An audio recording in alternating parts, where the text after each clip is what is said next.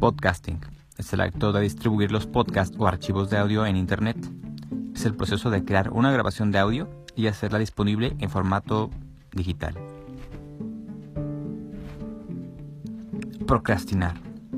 Posponer o aplazar tareas, deberes y responsabilidades por otras actividades que nos resultan más gratificantes, pero que son irrelevantes. Podcastinando. Es el podcast para quien tiene algo mejor que hacer que escuchar un podcast.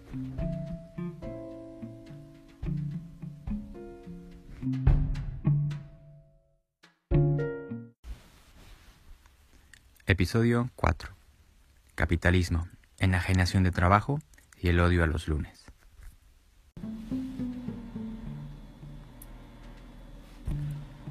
Hola, soy Ernesto del Toro. Te doy la bienvenida al cuarto episodio de Podcastinando. Nuevamente agradecer tu atención y el interés que tienes aquí en este proyecto.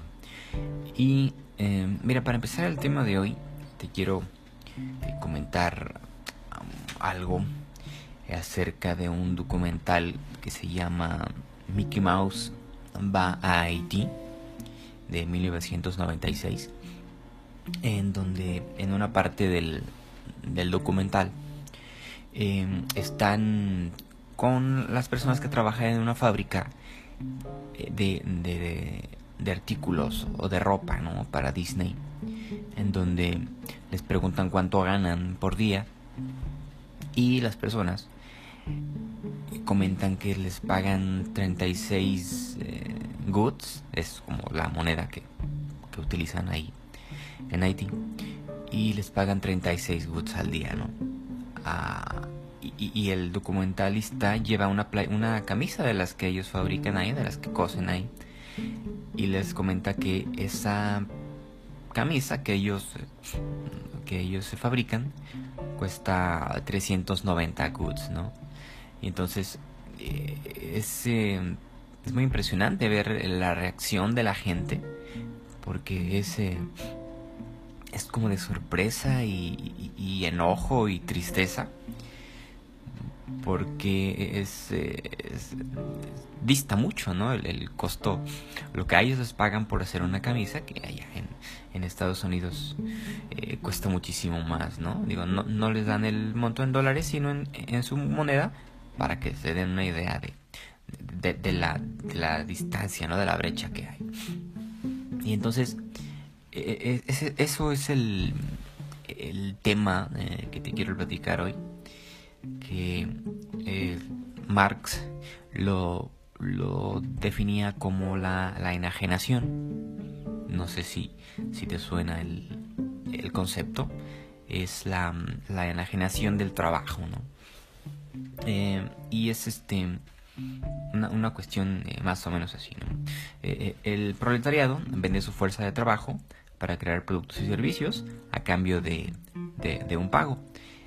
Pero no podemos evitar notar que una vez que estos productos y servicios están a la venta o salen al mercado y que salen de las manos de los trabajadores, entran en una lógica de mercado en la que se hacen inaccesibles para sus creadores. Es decir, pensemos en los fabricantes o en las líneas de ensamblaje de equipos electrónicos, celulares o bocinas o televisiones, y los salarios que reciben, y pensemos en los costos que tienen, ¿no?, una vez que están en los aparadores. Digo, yo no soy economista, pero entiendo que desde que sale un producto de la fábrica hasta que llega a las tiendas hay todo un proceso, ¿no? Y sobre todo gastos en los que incurren los propietarios de las marcas y que tienen y que dan forma, ¿no?, al precio final. Es decir, desde que sale de la fábrica hay cuestiones de transportes, terrestre, marítimo, cuestiones aduanales, toda una serie, ¿no?, de gastos que son también en la que van también ahí otros trabajos de otras personas, ¿no? Transportistas, no sé, agentes aduanales, toda una serie, ¿no? de situaciones ahí alrededor del costo. Este valor, Marx lo comentaba, que el valor tiene un origen social, ¿no? O sea, el valor de ciertos productos es en base a la funcionalidad o valor de uso que tiene en la sociedad. Pensemos, por ejemplo, en un celular, ¿no? Tan necesario que se ha convertido. Pero también hay otra cuestión que Marx define como el fetichismo, ¿no? El fetichismo del objeto, que es la forma fantástica de relacionarnos con las cosas. Es, por decir, es muy significativo para nosotros comprar de repente un celular, o tener cierta televisión, o consumir cierto café, o tener cierto tipo de ropa, ¿no? Hay ahí una relación entre nosotros y las marcas muy, muy fetichista, ¿no? Y de placer de tenerlas, ¿no? Por supuesto, este precio final genera gastos y paga a los trabajadores, ¿no? A los trabajadores involucrados en el trayecto, y aún así quedan ganancias para los empresarios. Es decir, aunque el celular se venda a lo que se venda, ya cubre todos los gastos de todos los trabajadores, más aparte hay una ganancia, una plusvalía que le llaman, para las marcas, ¿no? Y las empresas. Generalmente es un valor imaginario, ¿no? Que tiene como base este valor de uso, ¿no? Digo, yo mi producto lo saco al mercado y sé que tiene mucho valor de uso para la sociedad, y bueno, creo que este valor de uso cuesta tanto, ¿no? Además de los gastos en los que incurro, cuesta más dinero, ¿no? Y entonces lo podemos, estas implicaciones de la enajenación, lo podemos ver en nuestra vida cotidiana, en muchos lados, ¿no?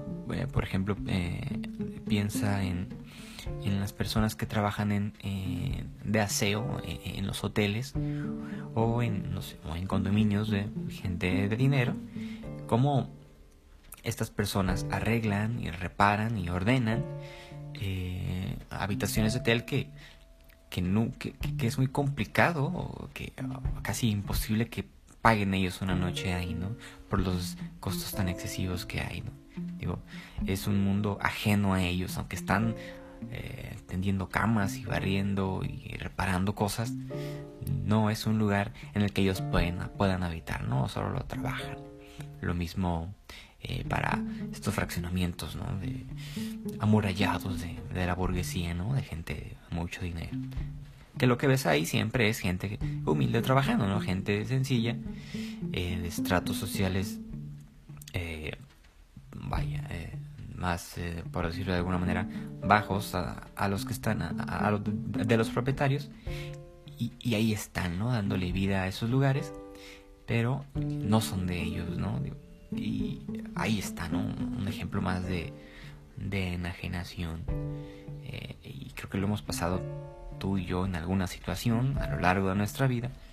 A veces nuestro trabajo era más enajenado que otro, ¿no? Hay quien tiene la oportunidad de que su trabajo sea para él, ¿no? El trabajo que producen ciertas personas, ahí va él en su trabajo. Es la sustancia de su trabajo, es él mismo, ¿no? Digo, no pierde, no se dista de él, no se desconecta, ¿no? De la persona que trabaja y su producto. Pienso por ejemplo, en artistas, ¿no? O incluso hasta en gente de la educación y la docencia, ¿no? Que hay más sustancia, ¿no? En su trabajo que en otros ámbitos.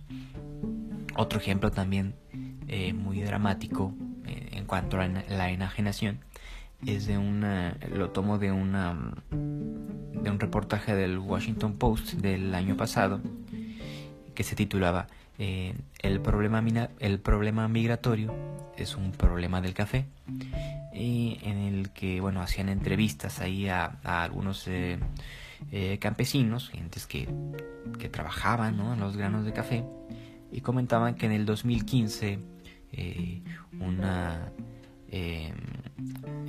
kilo de café se lo pagaban en $2.20, ¿no?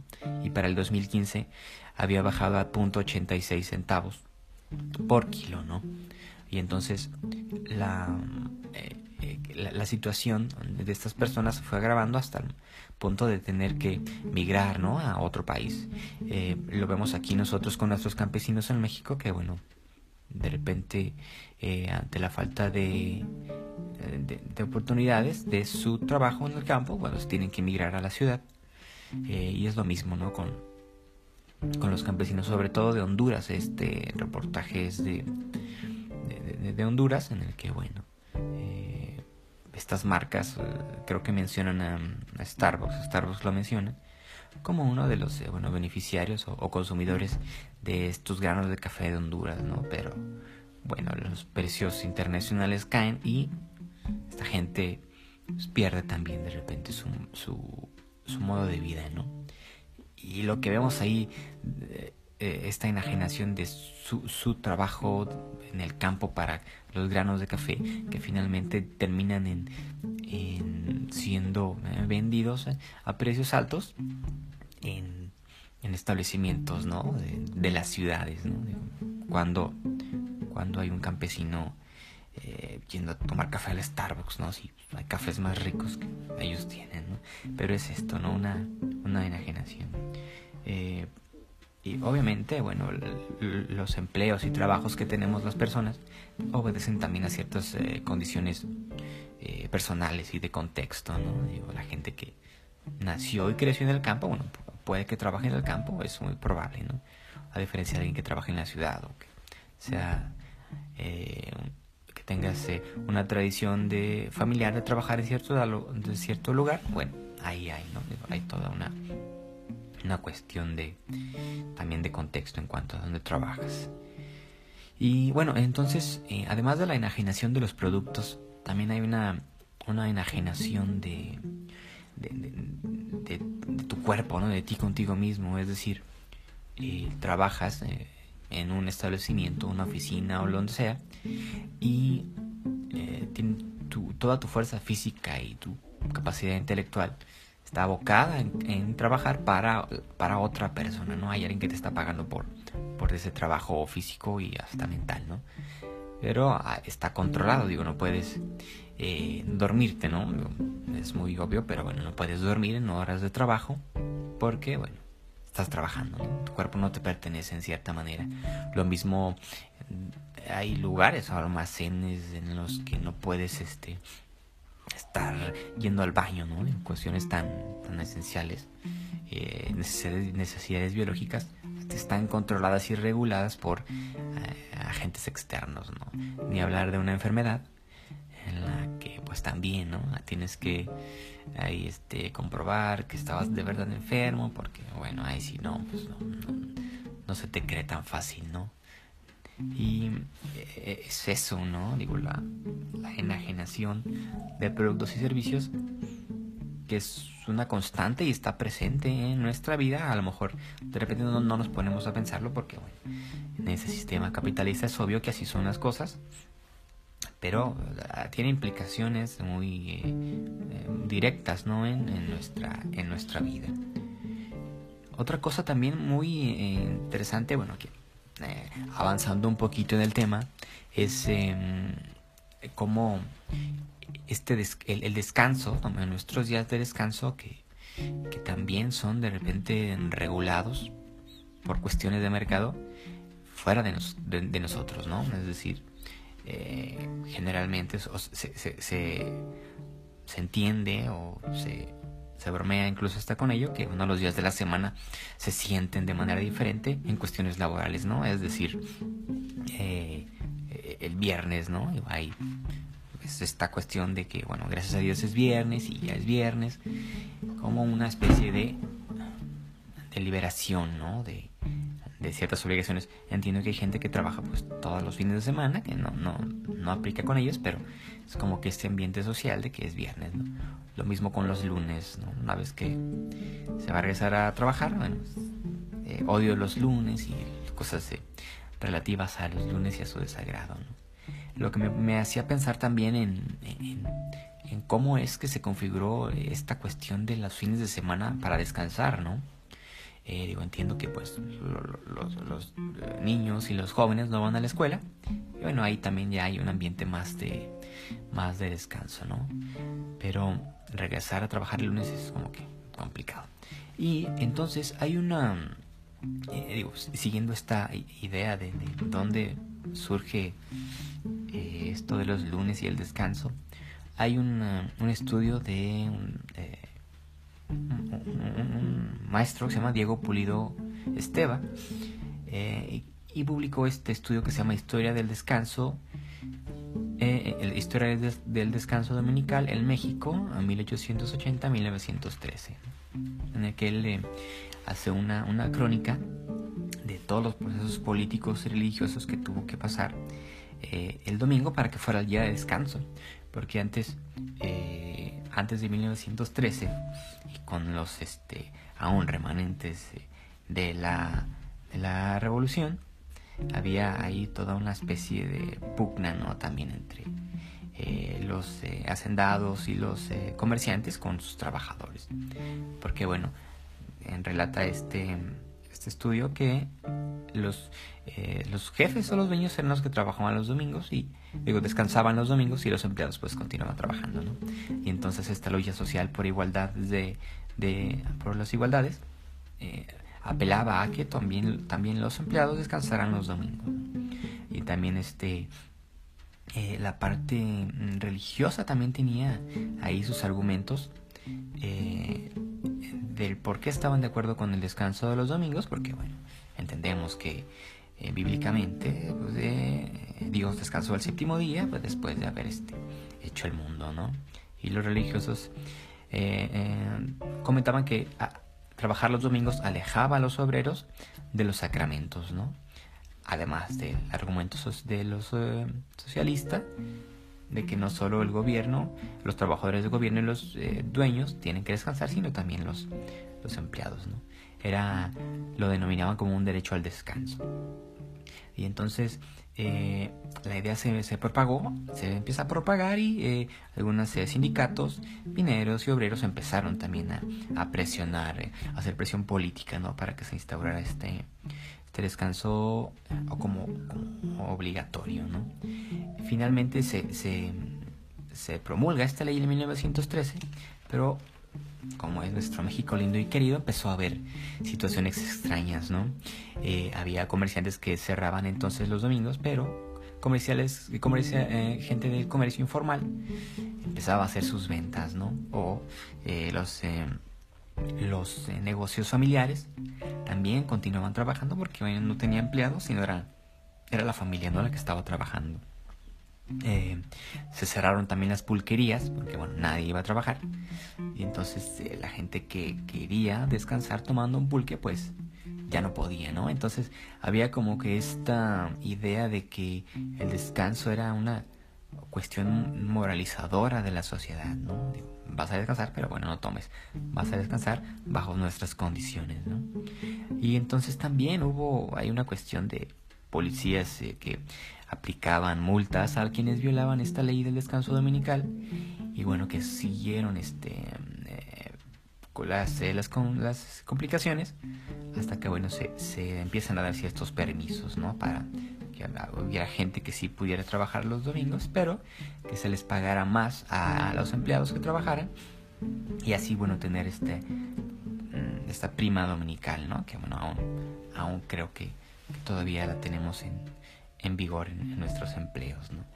Y esto finalmente tiene su conclusión en 1919, cuando nuevamente se hace una reforma a la ley, y bueno, pues ya es como la conocemos, ¿no? Ahorita ya actualmente el presidente anda viendo ahí esta cuestión de los días feriados y los sanlunes, ¿no? Que ya también quiere modificar los días de asueto para los lunes, y no a su día que caen, ¿no? En su día de entre semana. Y bueno, hay toda una cuestión que, bueno, tiene sí repercusiones sociales, ¿no? Laborales y de descanso también. Pero bueno, ese es el tema. Digo, hay una cuestión de pasamos de la enajenación del trabajo a descansar los domingos, pero bueno, que también es interesante, ¿no? De repente pensar esas cuestiones en vez de estar pensando en otras cosas, ¿no? Pero bueno, pues agradezco nuevamente ahí tu atención, el interés. Si te gustó el episodio, házmelo saber. Si no te gustó o agregarías algún otro término, pues también estoy abierto, ¿no?, a escucharte. Y compártelo si gustas, si no, no te preocupes. Y nos estamos escuchando en un próximo episodio. Hasta luego.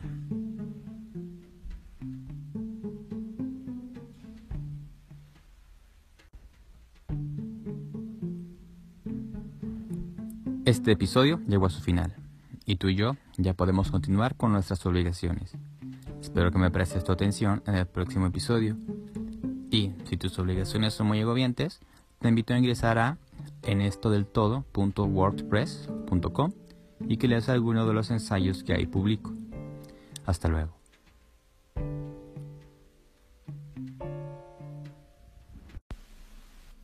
Este episodio fue grabado en febrero del 2020.